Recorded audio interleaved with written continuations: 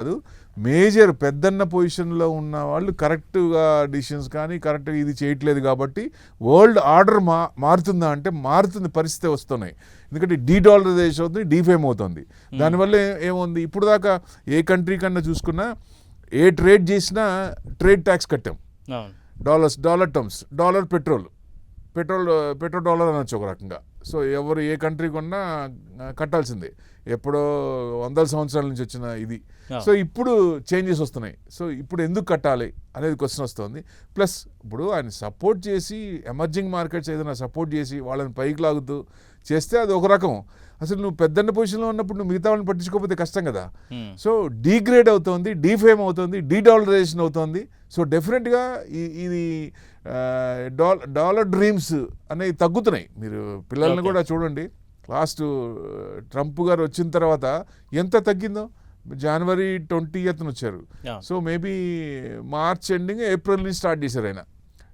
టరీఫ్లని start చేసింది ఎందుకు, trade deficit ఉంది కాబట్టి బ్యాలెన్స్ చేసుకుందాం. అంటే నేను మీకు ఏదన్నా ప్రోడక్ట్ మీకు ఇచ్చినప్పుడు నా బ్యాలెన్స్ మీరు కట్టడానికి నా మీద ట్యాక్స్ వేసి బ్యాలెన్స్ చేసుకుంటారా? అసలు ఎంతవరకు కరెక్ట్ అది? అందుకే వరల్డ్ మొత్తం ఆలోచిస్తోంది. శాంక్షన్స్ చూశారు రష్యాది, రేపొద్దున మనకు పడితే అనే క్వశ్చన్ అందరికి వచ్చింది. సో అందుకని డాలర్ రిజర్వ్స్ తగ్గించుకుంటూ గోల్డ్ రిజర్వ్స్ పెంచుతున్నారు. స్టిల్ కంటిన్యూ అవుతుంది అది ఇంకా. సో అందుకనే గోల్డ్ పెద్ద పడట్లే చూడండి. సో నామినల్ ఒక 5-10% పడుతుంది, మళ్ళీ ఇది అవుతుంది.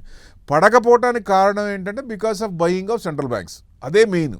అది ఎప్పటిదాకా అంటే దానికి వాళ్ళు కొనేంత వరకు, ప్రతి కంట్రీ కూడా ఎక్కువ చేస్తుంది కాబట్టి వాళ్ళు కొనేంత వరకు పెరుగుతూనే ఉంటుంది. సో మళ్ళీ ఇప్పుడు ఈ టెన్షన్స్ ఉన్నాయిగా, పొలిటికల్ టెన్షన్స్ ఉన్నాయి. ట్యాక్స్ అంటున్నారు, మిస్టర్ టరీఫ్ అన్ని కంట్రీస్ మీద ట్యాక్స్ వేస్తున్నారు ఆయన. సో అది ఎంతవరకు కరెక్టు? కోర్టు డిసిషన్ కూడా 2 times పోస్ట్పోన్ చేసింది. సో అది any time it may come, ఎప్పుడైనా రావచ్చు, లేటు కావచ్చు. అంటే ఆర్బీఐ గవర్నరే, ఫెడ్ చైర్మన్ గవర్నరే నా మీద ప్రెషర్ ఉంది, నేను ఇంట్రెస్ట్లు కట్ చేయాలనే ఉద్దేశం ఉన్నప్పుడు, నేను ఇంత టరీఫ్లు వేస్తున్నప్పుడు యుఎస్ కూడా షట్ డౌన్ అయింది, ఆ క్వార్టర్ రిజల్ట్స్ అంతా మనకు పడుతుంది, ఇంట్రెస్ట్ రేట్లు కూడా చేంజ్ చేయకపోవచ్చు ఇవాళ. చేంజ్ చేస్తారనే ఉద్దేశం ప్రెషర్ చేస్తున్నా, నేను చేయనని చెప్తున్నాను. ఎందుకంటే ఆయనకి ఇది లాస్ట్. సో నెక్స్ట్ కొత్త వాళ్ళు వస్తారు, అప్పుడు ఇంట్రెస్ట్ రేట్ తగ్గించవచ్చు. So he is correct 100% right. ఎందుకంటే మంచి పొజిషన్లో ఉన్నప్పుడు ఏం చేయాలి, ఏం చేయకూడదు అనేది ఎందుకు ఆయన ప్రెషర్ పెడుతున్నా. నేను మొనార్కీ, ఐఎమ్ ద కింగ్, నా మాట వినాల్సిందే ఎవరైనా కన్నా, ఏ కంట్రీ అయినా. వినకపోతే చూసాం కదా ఏమవుతుందో. విన్న వాళ్ళ సంగతి ఏమో 10%, 15%, 25%, 25 లోపల. వినని వాళ్ళేమో 245% చైనా, అక్కడి నుంచి మళ్ళీ వెనక్కి వచ్చింది ఆయన. ఇప్పుడు మనకి 50% అనే మళ్ళీ 500% ట్యాక్స్. ఏ రకంగా ఎంతవరకు కరెక్ట్? కోర్టు డిసిషన్ ఎప్పుడు వస్తే అప్పుడు మొత్తం యూటర్న్ తీసుకునే అవకాశం ఉంటుంది. అంటే ఫర్ ఇస్తుందా, ఎగెనెస్ట్ వస్తుందా ట్రంప్కి? సో ఫర్ ఇస్తున్నానంటే మళ్ళీ 5,000 ట్యాక్స్ అంటాడు ఆయన. ఈ రాత్రి చెప్పింది పొద్దున మళ్ళీ ఉండదు. 5,000 ట్యాక్స్ కూడా అనొచ్చు, చెప్పలేము. ఎందుకంటే ఆల్రెడీ అగ్రిమెంట్ జరిగిన తర్వాత కూడా, యూతో అగ్రిమెంట్ అయిన తర్వాత కూడా మళ్ళీ వాళ్ళ మీద ట్యాక్స్ అన్నారు కదా, 25% ట్యాక్స్ ఎక్స్ట్రా అన్నారు కదా. ఇది 8 కంట్రీస్ మీద 10% ట్యాక్స్ ప్లస్ జూన్ నుంచి 25% ట్యాక్స్. అంటే ఆయన చెప్పిన దానికి ఆయనే ఇది చేసుకుంటారు ఆయన. అంటే ఇప్పుడు ట్రంప్ తీసుకుంటున్న ఈ నిర్ణయాలు కావచ్చు, టారిఫ్లు బాధలు కావచ్చు, ఆయా దేశాల వరకే పరిమితం అవుతుందా? రేపటి రోజు ఫ్యూచర్లో అమెరికాకు కూడా అది బూమరంగ్ అయ్యే ఛాన్సెస్ ఎంతవరకు ఉంటాయంటారు? 100% ఇట్స్ బూన్ ఆర్ బేన్. అంటే ఇట్స్ బేన్ టు ఎస్, డెఫినెట్గా ఇట్స్ బేన్ టు ఎస్. అది వాళ్ళు డీఫేమ్ అవుతున్నారు. అంటే అల్టిమేట్ ఎండ్ యూజర్ ఎవరండి? They have to pay. Tax అనేది ఎవరు చేస్తున్నారు?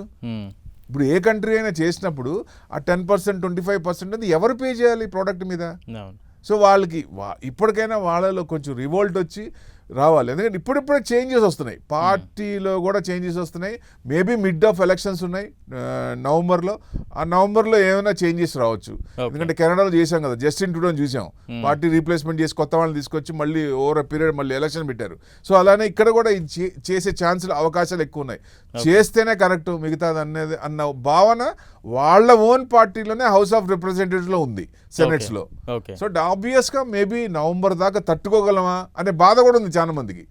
సో అంటే నిజంగా అయితే వాళ్ళు ఇది చేస్తున్నారు, కరెక్ట్గా పే చేయాలంటే పే చేయాలి. అన్నెసెసరీ ఈగోకు పోయి ఆ దాని మీద ట్యాక్స్లు కట్టాలంటే ఎంతవరకు కరెక్ట్ అది? రైట్. సో అది దానివల్ల ఈక్విటీ ఇబ్బంది పడుతోంది. ఓకే. కేవలం ఇంకా మన పారామీటర్స్ అన్నీ బాగున్నాయి, ఇన్ఫ్లేషన్ బాగుంది, జీడిపి బాగుంది, ఇంట్రెస్ట్ రేట్లు తగ్గినాయి, ఆర్బీఐ అనుకున్న దానికంటే ఇన్ఫ్లేషన్ తక్కువ ఉంది. Okay. So Q3 results expect చేసిన రేంజ్లో లేవు, Okay. మరీ బ్యాడ్గా ఏం లేవు, పర్వాలేదు, ఎక్స్పెక్ట్ చేసిన రేంజ్లో రాలేదు, కొంచెం ఇది వస్తున్నాయి. సో ఈ క్వార్టర్లో రిజల్ట్స్ ఏముంది, ఈ క్వార్టర్ కాకపోతే నెక్స్ట్ క్వార్టర్ అయితే నెక్స్ట్ ఇయర్. సో చేంజెస్ వస్తాయి. అన్నీ బాగున్నప్పుడు మార్కెట్ యూటర్న్ తీసుకోవడానికి పెద్ద టైం కూడా పట్టదు. కానీ ఇది కన్సిస్టెంట్గా ఇప్పుడు ఇరాన్ మీద మళ్ళీ అక్కడ సిచ్యుయేషన్ అండర్ టెన్స్. సో ఎప్పుడైనా నాకు జస్ట్ ఒక ట్రిగర్ పాయింట్ బటన్ నొక్కటమే అంటున్నాడు ఆయన. అవును. సో మరి దానివల్ల అన్సర్టెంటీ, గ్లోబల్గా అన్సర్టెంటీ పెరుగుద్దిగా, పెరిగినప్పుడు ఆ భయం ఉంటుంది కదా. సో ఇన్వెస్టర్స్ కూడా ఎక్కడ ఇన్వెస్ట్మెంట్ చేయాలని ఏదన్నా భయపడతారు కాబట్టి మార్కెట్ కొంచెం ఇబ్బంది పడుతుంది. ఆ అసెట్ క్లాస్లో ఈ మెటల్స్ అనేది ఇంకా ఎంతవరకు పోవచ్చు అంటే గోల్డ్ 2 లక్షలు కూడా రావచ్చు, 2 కూడా దాటచ్చు ఈ రకంగా కంటిన్యూ అయితే.